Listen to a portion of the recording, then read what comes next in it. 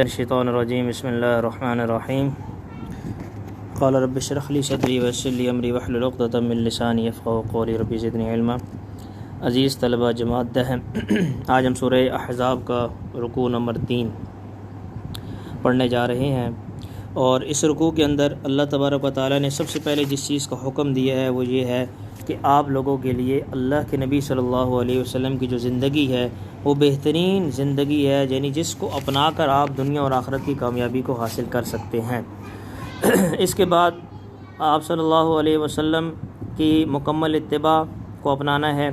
اور پھر اس کے بعد جو دوسرا مفہوم اس میں بیان ہوا وہ یہ ہے کہ صحابہ نے اللہ کی راہ میں اپنی جان کو نذرانہ پیش کرنے کی نظر مانی ہوئی تھی کہ ہم اپنی جان کو اللہ کی راہ کے اندر پیش کر دیں گے، ٹھیک ہے۔ تو اس چیز کو بیان کرنے کے لیے دوسری جو واقعہ بیان ہوا ہے وہ یہ ہے کہ وہ صحابہ اس انتظار میں ہیں کہ جب ان کو موقع ملے وہ اللہ کی راہ کے اندر اپنی جان کا نذرانہ پیش کر دے۔ اور تیسری چیز یہ ہے کہ بنو قریظہ جو تھے، جنہوں نے جو ہے آپ صلی اللہ علیہ وسلم کو نقصان پہنچانے کا ایک پروگرام بنایا تھا کفار کے ساتھ مل کر، تو اللہ نے ان کی ساری تدبیروں کو ان کے اوپر الٹ دیا۔ تو سب سے پہلے ہم لوگ آ جاتے ہیں اس رکوع کے ترجمے کی طرف۔ تو پہلی آیت ہے لقد کان لکم فی رسول اللہ اسوۃ حسنہ لمن کان یرجو اللہ والیوم الآخر وذکر اللہ کثیرا۔ لقد کان لکم، بے شک تحقیق تمہارے لیے ہے، فی رسول اللہ، اللہ کے رسول میں، اسوۃ حسنہ، بہترین نمونہ، لمن کان، اس کے لیے جو امید رکھے، اللہ سے، والیوم الآخر، اور قیامت کے دن سے، وذکر اللہ کثیرا، اور یاد کرتا ہو اللہ کو کثرت کے ساتھ۔ تو بچوں، سب سے پہلی بات یہ ہے کہ اے مومنین یعنی مسلمانوں کے بارے میں اللہ تبارک و تعالیٰ فرما رہے ہیں، اور ادھر منافقوں کو بھی اللہ نے اس میں مخاطب کیا ہے کہ تم سب کے لیے جو رسول اللہ صلی اللہ علیہ وسلم کی ذات کے اندر بہترین نمونہ ہے، بس تم جہاد میں صبر اور ثبات سے ان کی پیروی کرو، ٹھیک ہے، اور ہر حال میں اللہ کے نبی صلی اللہ علیہ وسلم کی پیروی کرنے کا حکم دیا گیا ہے۔ وذکر اللہ کثیرا، اور جب دشمن سے لڑائی ہو، جنگ ہو، تو اللہ کو کثرت کے ساتھ یاد کرو، ٹھیک ہے۔ تو اللہ کے نبی صلی اللہ علیہ وسلم نے غزوہ خندق کے اندر اپنے پیٹ پر پتھر باندھے، تو صحابہ نے ان کی تائید میں اپنے پیٹ پر پتھر باندھے۔ وَلَمَّا رَأَى الْمُؤْمِنُونَ الْأَحْزَابَ قَالُوا هَذَا مَا وَعَدَنَا اللَّهُ وَرَسُولُهُ وَصَدَقَ اللَّهُ وَرَسُولُهُ وَمَا زَادَهُمْ إِلَّا إِيمَانًا وَتَسْلِيمًا۔ اور جب دیکھا مومنوں نے، وَلَمَّا رَأَى الْمُؤْمِنُونَ الْأَحْزَابَ،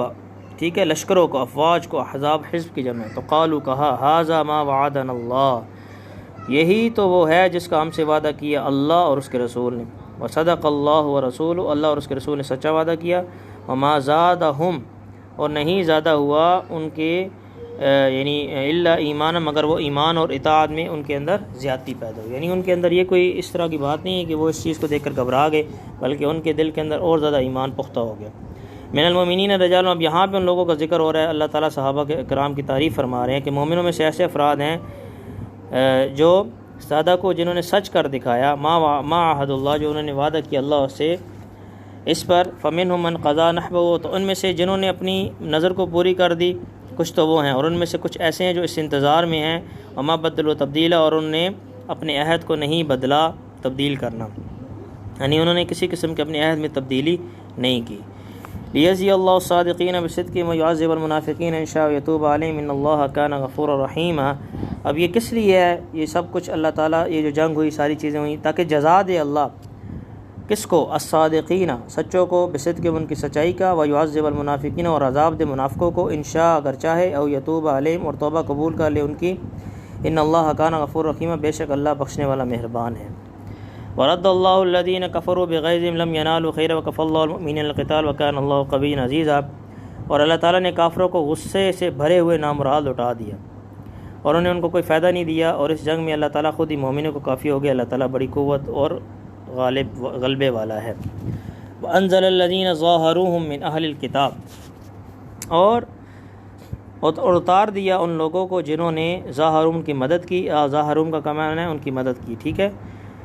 من اہل الکتاب، اہل کتاب میں سے، من سیاسیم، ان کے قلعوں میں سے، وقذف، اور ڈال دیا، فی قلوب، ان کے دلوں میں، الرعب، رعب، فریقا تقتلون، ایک گروہ کو تم قتل کرتے، وتأسرون فریقا، اور قید کرتے ایک گروہ کو، یعنی یہ بنو قریظہ کا ذکر ہے کہ جنہوں نے آپ صلی اللہ علیہ وسلم کے ساتھ بدعہدی کی تھی، تو اللہ تعالیٰ نے پھر ان کو ان کی زمینوں سے اتروا دیا اور اس جگہ صحابہ کا قبضہ ہو گیا تھا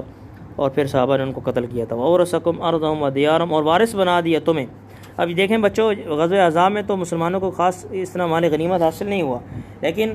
یہ جو غزوہ بنو قریظہ تھا اس میں مسلمانوں کو اللہ نے ان کی زمین، باغات سب کا مالک بنا دیا. تو اللہ اسی کا ذکر کر رہے ہیں، اور وارث بنا دیا تمہیں ان کی زمین کا، ودیار ان کے گھروں کا، واموال ان کے مالوں کا، وارض لم تطئوها اور زمین کا جس پہ تم نے قدم نہ رکھا تھا، یعنی بغیر جنگ کے تمہیں اس کا مال. وکان اللہ علی کل شیء قدیر اور اللہ ہے ہر چیز پر قادر، قدرت اور قبضہ رکھنے والا. تو یہ ان کا آیات کا ترجمہ ہو گیا. اس کے بعد ہم انشاءاللہ تعالی ان آیات کے مفہوم کی طرف چلتے ہیں.